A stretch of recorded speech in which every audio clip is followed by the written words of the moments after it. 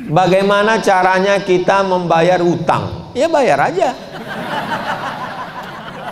Kalau orangnya sudah tidak tahu kemana, tanya Google. Dengan siapa membayarnya Pak Ustadz? Atau dilupakan aja?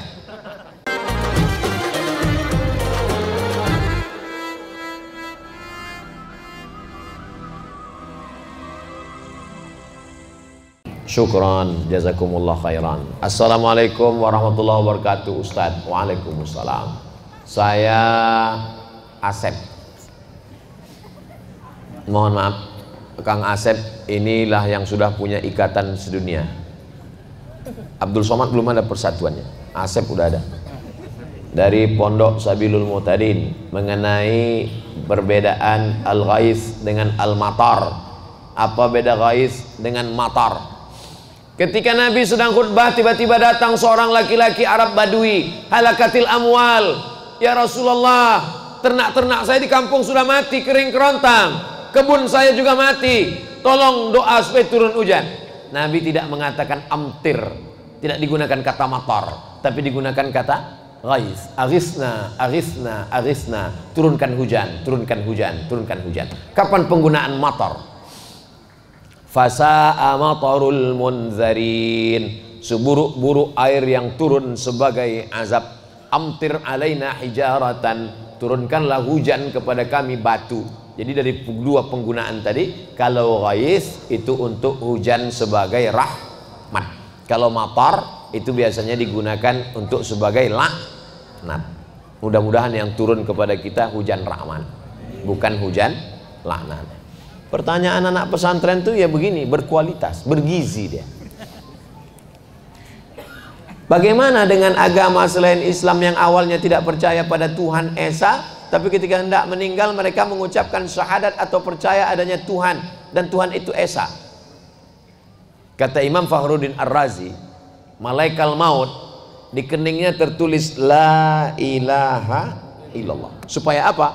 Supaya semua orang yang tidak bertauhid pada saat dia mati, pas ngelihat kening malaikat maut, dia baca la ilaha, dan tidak perlu menggerakkan mulut. Kalau nyebut Bang Haji tetap menggerakkan mulut, bolot. Tapi kalau menyebut la ilaha illallah nggak perlu menggerakkan mulut, la ilaha. Kenapa? Karena saat sakratul maut itu berat, maka ditulis saking inginnya Allah, wala tamutunna illa wa antum, jangan mati melainkan dalam keadaan muslim. Makanya ketika sholat kita katakan inna salati wa nusuki wa mahyaya wa mamati lillahi rabbil alamin la syarika lahu wa bidzalika umirtu wa ana minal, saya ingin mati muslim. Tapi kenapa kalau mati muslim, kenapa orang muslim itu mesti bersyahadat disaksikan orang ramai di masjid? Supaya jenazahnya bisa diurus, fardu kifayah, dimandikan, dikapankan, disolatkan, dikuburkan. Kenapa karena nggak bisa mandi sendiri. Nah, kan dikapankan, dimandikan, disolatkan. Bapak Ibu semuanya selesai sholat Jumat ini jangan pulang. Kita tunggu ada yang mau syahadat masuk Islam.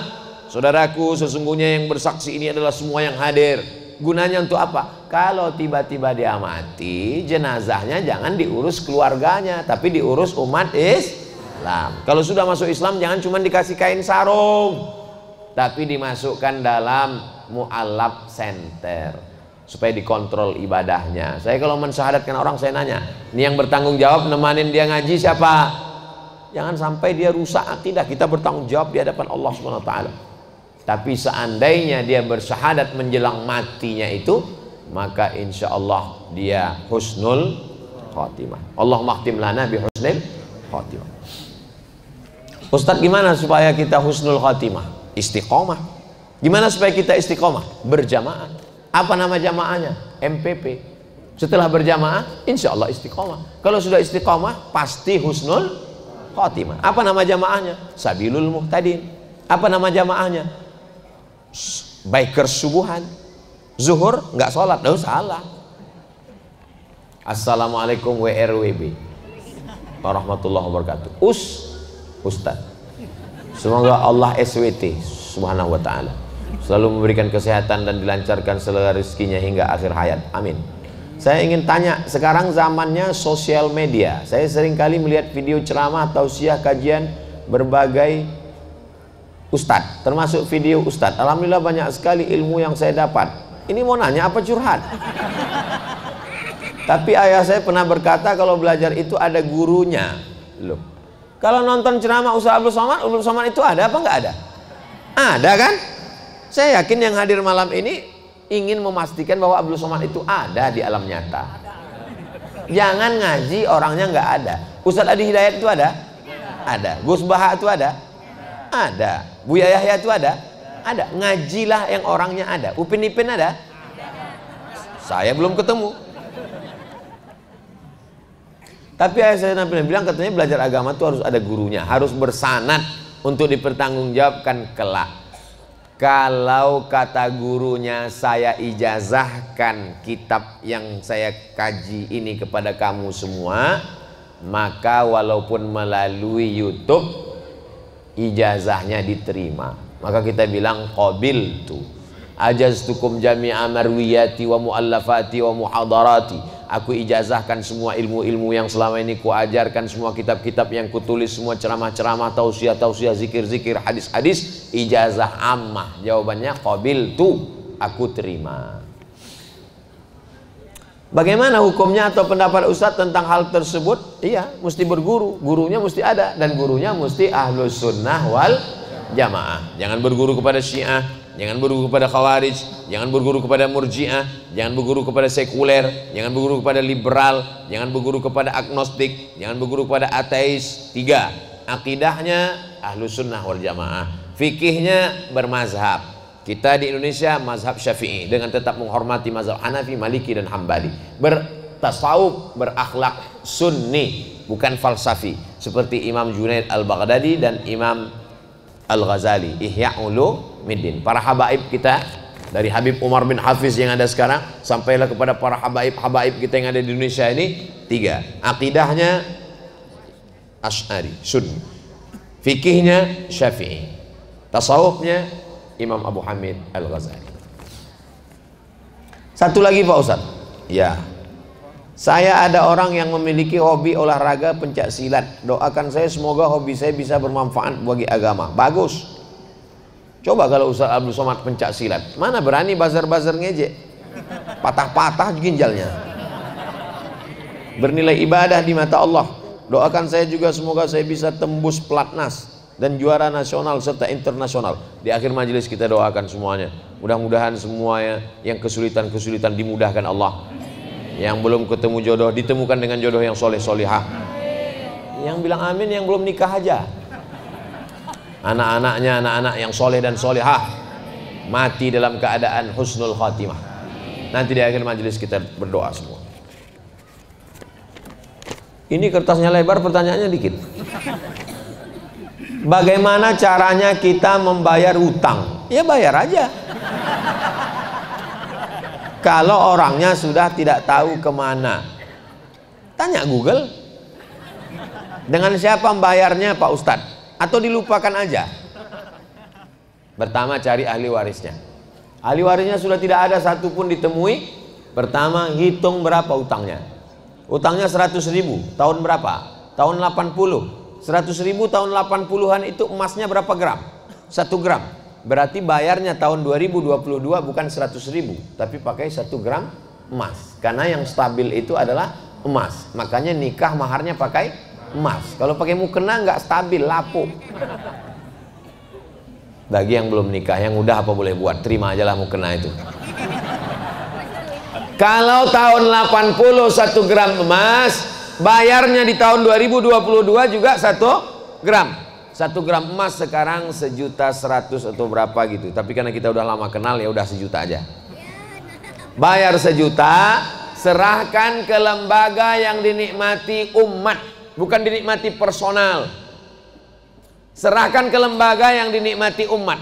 Di mana itu lembaga yang dinikmati umat? Pondok Pesantren Sabilul Muhtadin.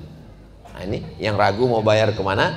Nah, selesai ini sebelum setan datang, alladzi waswisu fi sudurin nas minal jinnati wan nas, segera temui Habib Jamal Al-Amudi, serahkan. Inilah dia beberapa keping uang emas. Berapa semuanya? Ya sekitar 3 ton lah.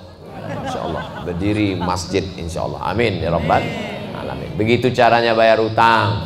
Jangan sampai mati belum bayar utang, maka dia terkatung-katung tapi nggak ada roh apa nama istilah roh? Roh gentayangan dalam Islam nggak ada, guys. Innalillahi wa inna ilaihi raji'un. Jangan nanti mana tahu ada orang di Pandeglang kerasukan setelah Abdul Somad meninggal di Riau. Dipanggil sama Habib. Assalamualaikum. Waalaikumsalam warahmatullahi wabarakatuh. Ini siapa? Saya Ustadz Abdul Somad. Itu bukan roh saya. Roh sudah kembali menghadap Allah Subhanahu wa taala. Lalu itu siapa? Itu adalah jin qarin. Karena setiap manusia yang lahir itu didampingi oleh jin qarin. Jinnya ikut makan dengan dia. Itulah maka baca doa Allahumma barik lana fi ma razaqtana wa qina azabannar. Jinnya enggak ikut. Itulah maka masuk WC Allahumma inni a'udzubika minal khubuthi wal khaba'is. Dia enggak ikut. Itulah makanya sebelum jalan bismillah tawakkaltu 'ala Allah la haula wala quwwata illa billah. Jinnya enggak ikut. Itulah makanya sebelum tidur bismika Allahumma ahya wa amut, supaya enggak ikut. Itulah makanya sebelum hubungan kelamin dibaca doa, jangan supaya dia ikut berkontribusi 25%. Nah, kitanya mati, jin qarinnya nggak mati, dan dia ikut dulu perjalanan dakwah Abdul Somad itu. Ketika ditanya, kalau memang betul kamu Abdul Somad, di manakah kamu pada malam 18-19 Agustus? Saya sedang berada bersama MPP di majelis pesantren Sabilul Muhtadin. Ini Ustaz Abdul Somad? Bukan. Kalau orang berilmu dia tahu. Ini adalah jin qarin yang belum mati. Orangnya sudah mati, tapi dia tetap hidup. Nah, mudah-mudahan kita dijaga dari gangguan-gangguan ini insyaallah. Ala hazihi niyya wa kulli niyatin salihah. Al-Fatihah. A'udzubillahi